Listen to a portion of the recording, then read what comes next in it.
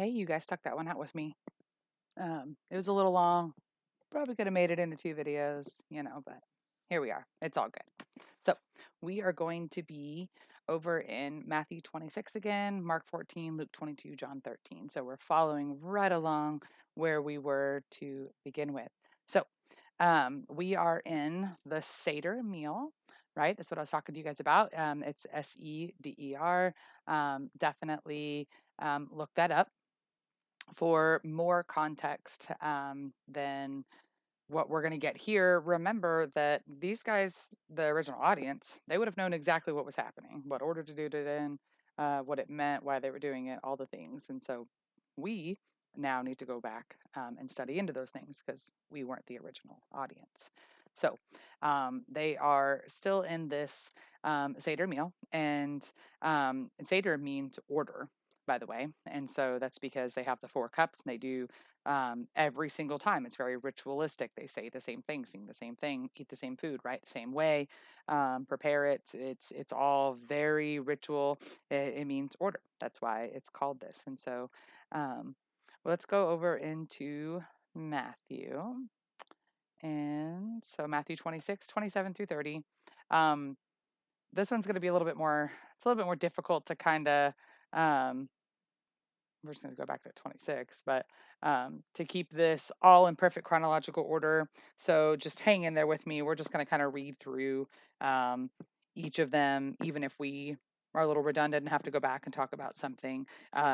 Because as you know, with my notes, of course, we flip back and forth to all four, read a verse here, verse there, and that could be difficult to teach and follow along. And so for the sake of ease, we're just going to start over here in Matthew 26. And so my notes say 27 through 30, but we're going to start back in 26, 26. So remember that Matthew ended with, is it me? Judas saying that. We know in context we're farther along than that, right? So Jesus said, as they were eating, Jesus took the bread, blessed it, and broke it, and gave it to the disciples and said, take, eat. This is my body.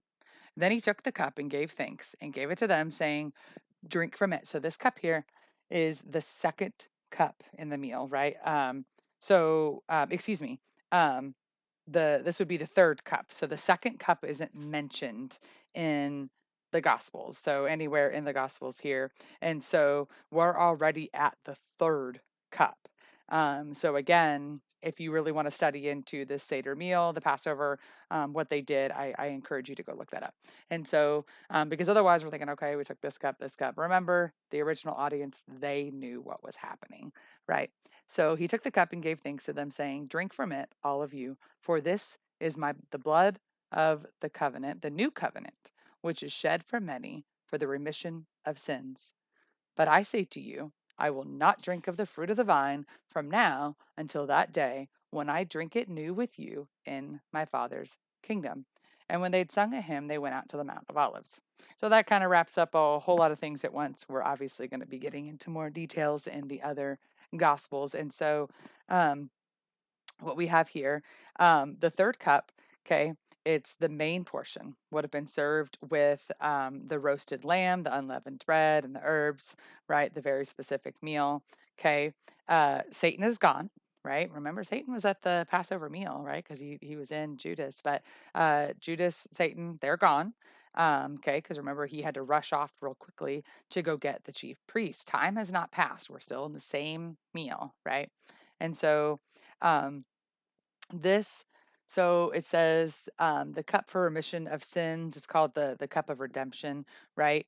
It represents that first Passover from the blood of the lamb, right, in Egypt. And so now his blood is going to cover all sin.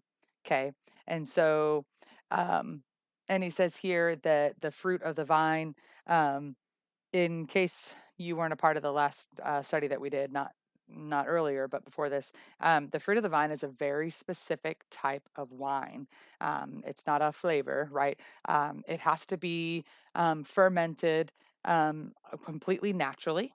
right? With no additives, no help, right? All year long. And so there's a lot of work that goes into preparing for these meals and rituals and things that they do, such as just needing the Passover lamb, right? You have to have a firstborn male in near perfect condition, right? So how often does that happen with animals, right? And so shepherds had a big job maintaining, right? They're just not walking around with a stick all day, right? They have to have some kind of record keeping, and birthing plans and breeding plans, and it's a full time job. And so to have these things prepared for such a time as this, and so we're not going to get too much into it, right? But for the sake of apologetics, when Jesus said, "Take this, this is eat this, this is my body," um, right? And so, for this is the blood of the new covenant, right? When you drink. So, this is something called transubstantiation. Big long word, right? Let's spell that in the spelling bee. And so, it's actually spelled how it sounds, thankfully. Transubstantiation. Okay. And what it means is that, and the Catholics teach that we know, at least most of us, right, raised in, depending on the denomination of church that you're in, right, raised believing and understanding, I should say, that we are taking a representation of his body and his blood, right? The cracker, the matzah, the bread, right? And the wine, and of course, in our case, it's grape juice, right? So, I mean, how much farther are we getting away? At what point does it become real, right? I mean, or I don't know, maybe in Catholic churches they serve wine. I don't know. That's probably something to look up. So a lot of you might know that. And so, but for us, we don't, right? We know we're not drinking wine at our church, right? We have grape juice, so I have to pretend it's the wine becomes the blood, right? It's a representation, right? Just like baptism doesn't save you, okay, as taught in several denominations, right? Baptism, the actual water isn't what's cleansing you, right? And so it's a representation of it's an outward representation of an inward change, right? Can't physically take the heart out, get a new one, just like the disciples asked, can't crawl back into mother's womb and be born again, right? And so it is a spiritual thing, and we're doing a representation of a spiritual thing. We can't show the world, right? Oh, this is my new spirit, right? We do through time and our actions, right? But the baptism is a representation of that, right? It's a commitment to that. And so just like taking in this case, the bread, and the wine, in our case, right, communion, this is what we call it. It is a representation. But when you get into Catholicism and a couple other denominations, they actually teach this transubstantiation, which means that it has to be performed by the priest in a certain manner, and that it's actually being changed, right? Spiritually, obviously, they're not pouring some magic trick, but it's being spiritually changed into the actual flesh and blood of Christ, right? It's no longer a representation, but an actual spiritual alteration. And that's what you're taking. And so we don't need to get too much into this for the sake of studying into chronology, right? This is more of an apologetics thing. But that's just something to be aware of that, oh, everybody loves the same Jesus. No, we don't, right? Mormons don't have the same Jesus. Okay. Jehovah's Witnesses definitely don't have the same Jesus, right? And so, um, and it does matter. And so, but like I said, for the sake of chronology, we're not going to get too much into this. And so let's go. Let's continue on here. Um, and we're going to jump over into Luke. Like I said, Matthew just kind of wraps it up and ends there. But we're going to go over into Luke 22, and we're going to read 24 through 30. Again, this will be jumping around just a little bit, hang in there. And so verse 24. Now there was also a dispute among them as to which should be considered the greatest. And he said to them, the kings of the Gentiles exercise lordship over them, and those who exercise authority over them are called benefactors. But not so among you. On the contrary, he who is greatest among you, let him be as the younger, as he who governs, as he who serves. For who is greater, he who sits at the table or he who serves? Is it not he who sits at the table? Yet I am among you as the one who serves. But you are those who have continued with me in my trials, and I bestow upon you a kingdom, just as my Father bestowed one upon me, that you may eat and drink at my table in my kingdom, and sit on the thrones, judging the 12 tribes of Israel.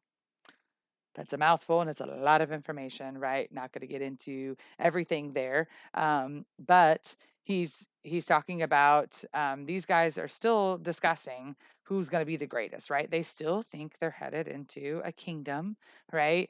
Immediately, they will eventually, right? But they think they're immediately heading into a kingdom. Who's going to be the greatest? Who's going to sit at Jesus's left side, his right side, right? And so this is what he's talking about. And so he's talking about in general, right? Like who's the greatest, the one who sits at the table or the one who serves? Well, of course, the one who sits at the table.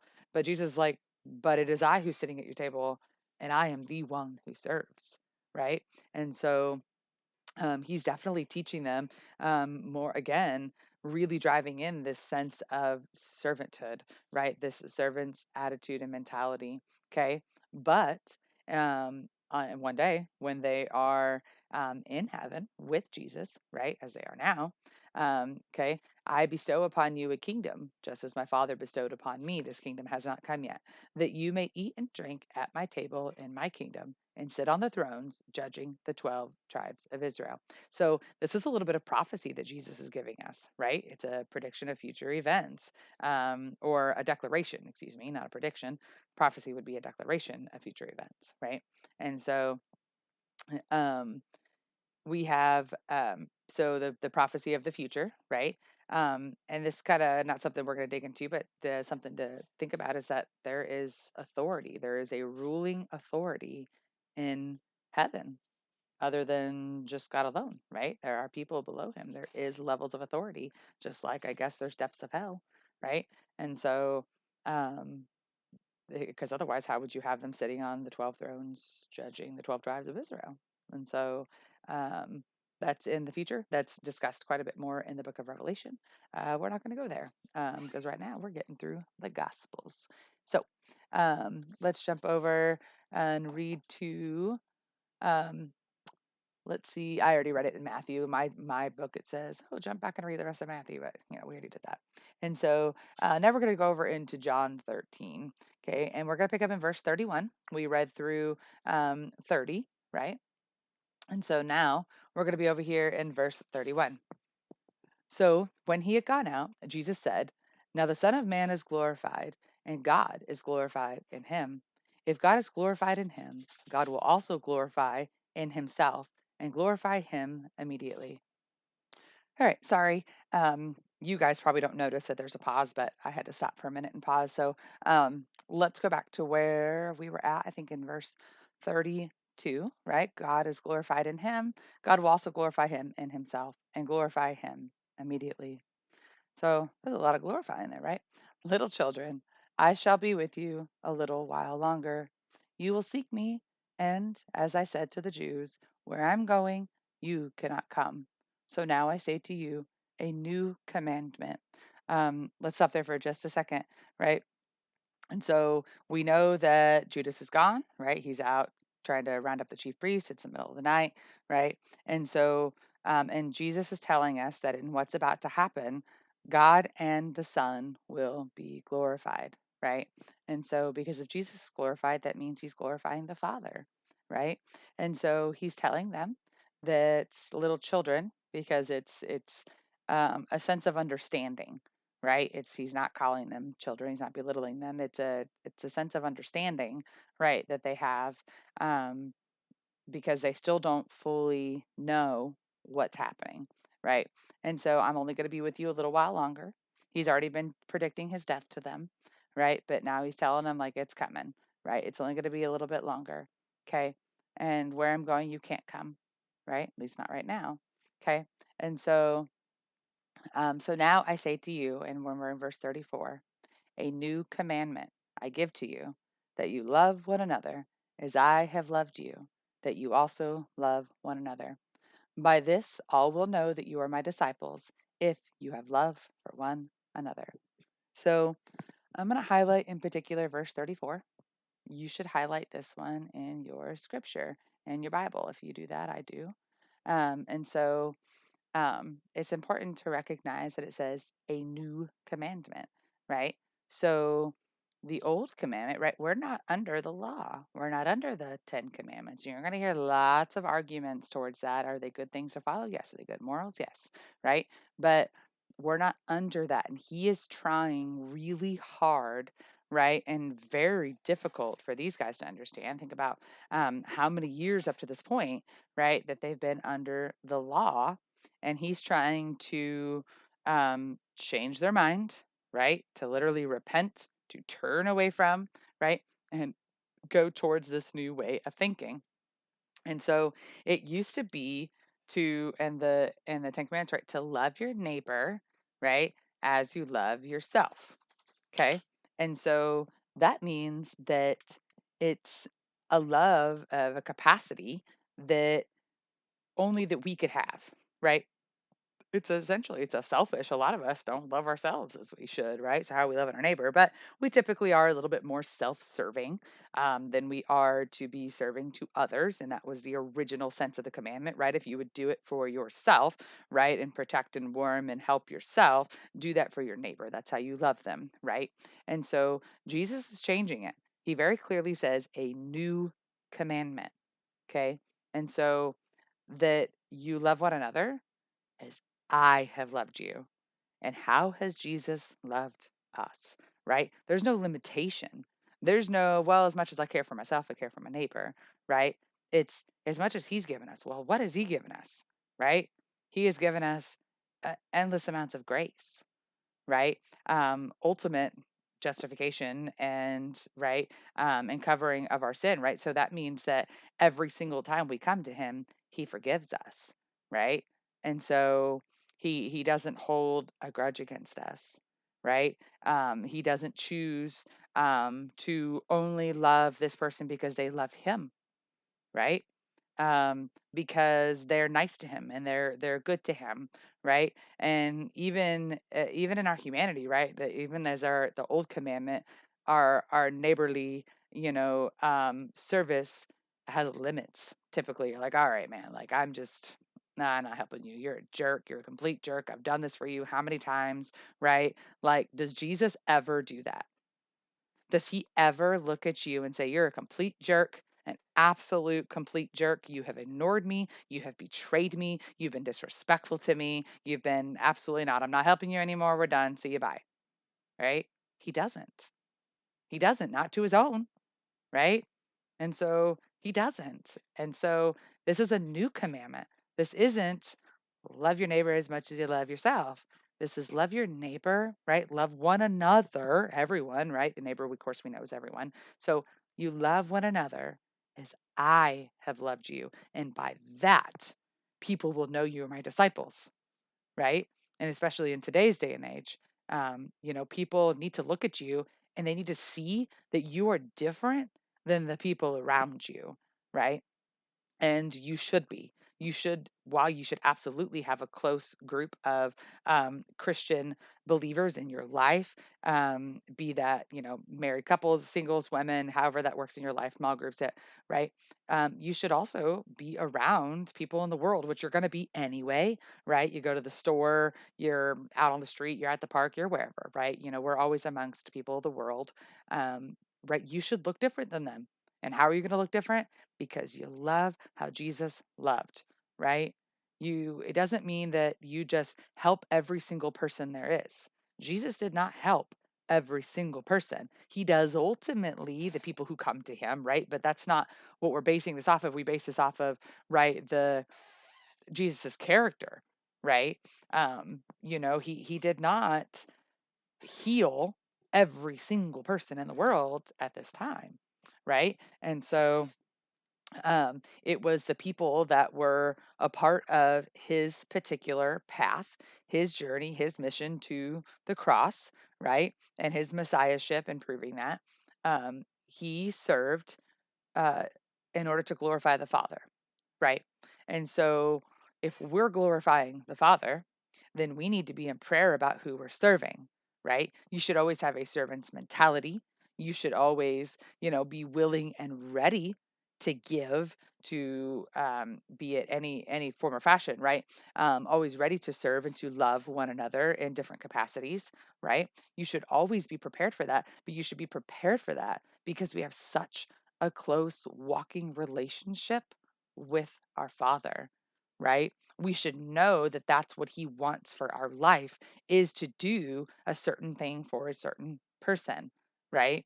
And so we could get I could get really into that. That could be a whole lesson. And so let's continue on for the sake of the chronology. This is what happens when you're in my class, guys. We talk about everything. So um, let's continue through here, that you love one another. Okay. And so back over into Luke 22. Let's jump over there. And we're going to read 31 through 34. Okay. And the Lord said, Simon, Simon, indeed, Satan has asked for you, that he may sift you as wheat. But I have prayed for you, that your faith should not fail. And when you have returned to me, strengthen your brethren. But he said to him, Lord, I am ready to go with you both to prison and to death. Then he said, I tell you, Peter, the rooster shall not crow this day before you will deny me 3 times that you know me. So, um, this I like this. So there's a couple things happening here, right? And so we know that it's Simon Peter, right? And so he's calling him Simon here, calling Peter here, same person, right? So something that I had never picked up on until I was teaching this lesson is that it says, indeed, Satan has asked for you that he may sift you as wheat. Okay. So what happens when we're sifting wheat? Remember from earlier in the Gospels, where the seed and the chaff go, right? One, of course, is going to be planted into heaven, then the rest is going to be blown and cast into the depths of hell, right? It's going to be burned up. And so this is what Satan is talking about, sifting them out, right? And something that I never put together is that this is this is how Satan went for Job, right? There was a little bit of a battle going on between Satan and the Lord, right? Everything that happened to Job was 100% within the Lord's permission, um, right? Because the Lord was confident in Job's um, his resilience, essentially, and in his hope and his dependence on him, on God, his Father, that he said, "Go for it," right? He allowed Satan to do the things that he was doing to Job, right? And of course, we know that once that Satan was done, right, God completely glorified Job in the end of his life, right, and the things that he blessed and gave to him. Okay, but and a lot of us understand that story, right? But it's again, he said, Satan has asked for you, right? And then what did Jesus do? Right? He said, but I prayed, right? Satan wanted you, Peter. He wanted to come sift you out. So he's kind of calling out Peter's weakness, right? That I think Peter, I can sift him out, of the believers that are following you. I think I can get him, right, to go be burned up with the chaff, right? And so that's what he's wanting. And so Jesus said, but I have prayed for you. So he wants to sift you out, right? He thinks you're weak and he's going to take you, but I've prayed for you that your faith should not fail, right? So that essentially what's coming up, in the trials that come up, that your faith won't fail, right? And when you have returned to me, that you would be strengthened, right? And you would strengthen your brethren. So uh, don't we all lean on Peter's stories today, First and Second Peter? The study we did there, right? Don't we all lean on Peter's character today? Right? This wishy-washy, make mistakes. You're my father, my Lord, my master, but I'm gonna have the audacity to talk back and say this to you, right? Like, aren't we Peter's? Like, you know, and so he knows, right, that Jesus has prayed for him. He's gone to the Father and said, let him be strengthened, let him strengthen his brethren when he comes back to us, right? And he says, come back, because he says, okay, this is what's going to happen. Because Peter's like, whoa, whoa, whoa, right? There's no coming back and be strengthened. Like, I'm ready to go, man. I'm going to go to prison. I'd go to the grave with you.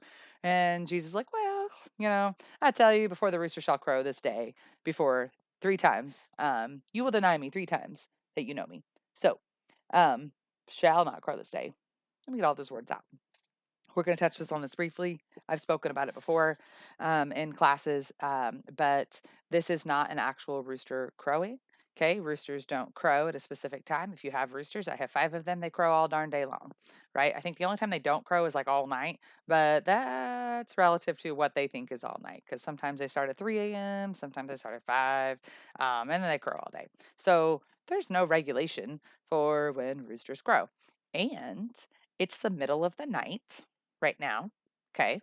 Because remember, this is all consecutive, happening boom, boom, boom, boom, boom. Days and times have not passed. We're still, we're completing the Passover meal, right? And Judas has been sent off, and so this is going to be sometime between midnight and 3 a.m., right? So a rooster's crow is the watch time when the watch would start, right? And so when somebody would be on watch for protection, okay? And so of whatever it was.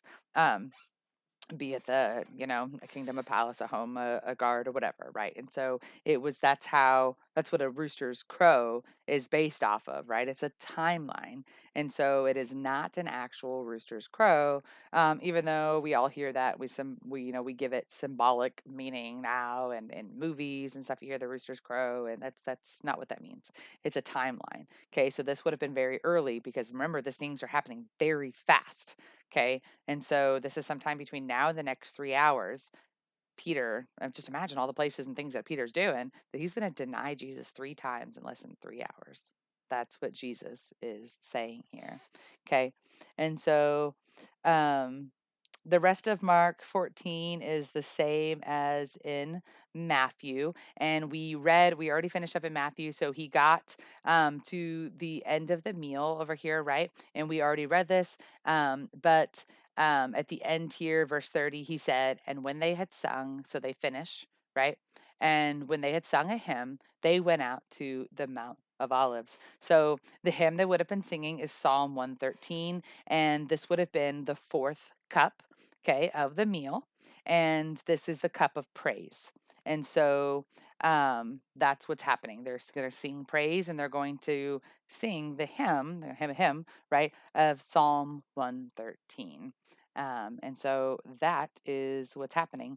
Um, but something that to note when I was telling you guys about the command that Jesus has, right, is that he says that it is a new commandment, right? And so over in John, and so we'll get more of the new commands and commandment stuff as we get into the book of Acts. And then, of course, moving into the epistles and their stories, right, and their walk. We're going to learn more and more about what it means to be a part of the new covenant under the new commandment, right? And so um, we have to be careful about looking at what Jesus says when he gives a command, looking at what time it was, and what ministry Jesus was in, right? He has different times in his ministry, right?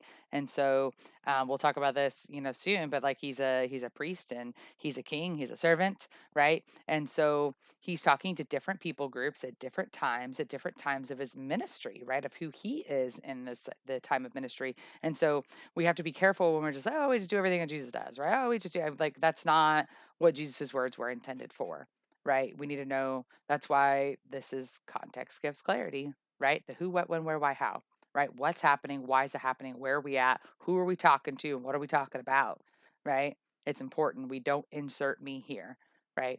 And so um, we have to be careful that we have a picture as a whole of Jesus, right? But that we have an understanding of the commandments of Jesus, right? And at what time and place they were in and when they were given. So that wraps up this video. I'll see you guys again soon.